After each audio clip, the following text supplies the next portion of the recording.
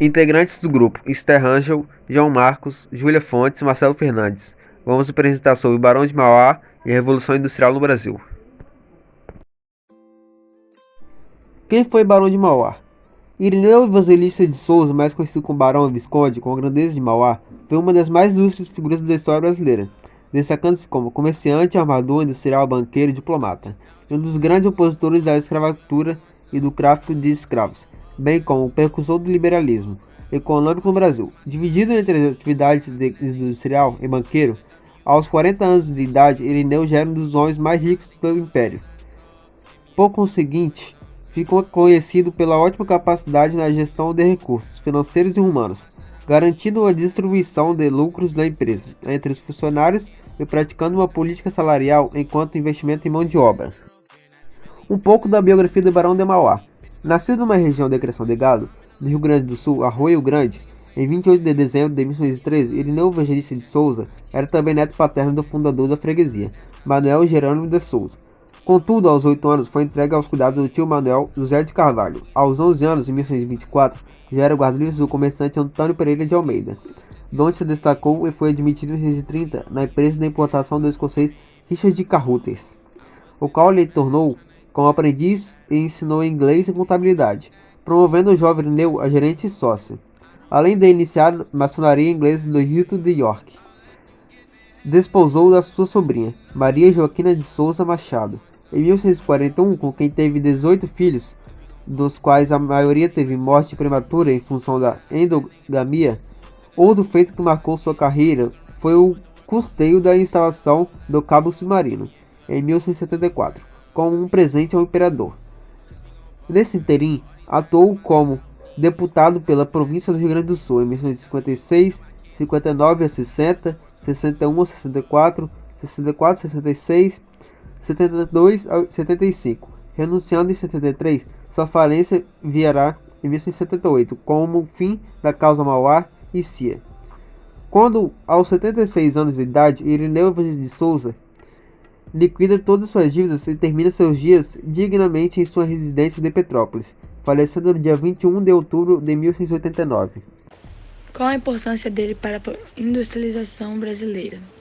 Os investimentos na produção industrial naquele período da história imperial brasileira foram auxiliados pela tarifa Alves Branco, que aumentou o imposto sobre produtos importados, estimulando a produção em território nacional, iniciando um surto de industrialização que, embora pequeno, mostrou a potencialidade de investimento do país. O Barão de Mauá criou ainda a Companhia de Rebocadores da Barra de Rio Grande, conseguiu os direitos de tráfico do Rio Amazonas por 30 anos e investiu a Companhia de Bondes no Rio de Janeiro. Entretanto, seus projetos de industrialização constatavam com a base da economia brasileira à época, cuja mão de obra escrava não possibilitava um desenvolvimento industrial. Qual a importância do Barão de Mauá para a industrialização brasileira? Os investimentos na produção industrial naquele período da história imperial brasileira foram auxiliados pela tarifa Alves Branco, que aumentou os preços sobre os produtos importados, estimulando a produção em território nacional e iniciando um processo de industrialização que, embora pequeno, mostrou a potencialidade de investimento do país. O Barão de Mauá criou ainda a Companhia de Rebocadores da Barra do Rio Grande, conseguiu os direitos do tráfico do Rio Amazonas por aproximadamente 30 anos e investiu em companhias de bonde no Rio de Janeiro. Entretanto, seus projetos de industrialização contrastavam com base da economia brasileira à época, cuja mão de obra escrava não possibilitava um desenvolvimento industrial. Eu vou falar sobre o que levou à decadência. Bom, o que levou à decadência foram as propostas contrárias à escravidão, que não eram bem vistas pelos latifundiários brasileiros, e isso resultou em sabotagens e atentados.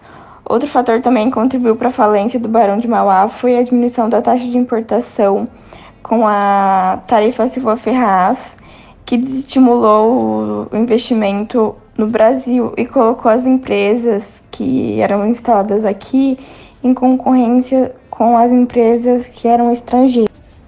Em 1875, o Banco de Mauá se quebrou, resultando numa crise bancária que foi iniciada em 1864, que também resultou na proibição que o Banco do Brasil recebeu de fazer empréstimos ao empresário que havia tomado a iniciativa de reabrir a instituição.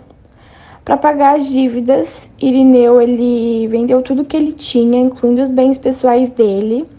E em 1878, com o banco falido, o Barão de Mauá ele terminou seus anos de vida como corretor de negócios do café.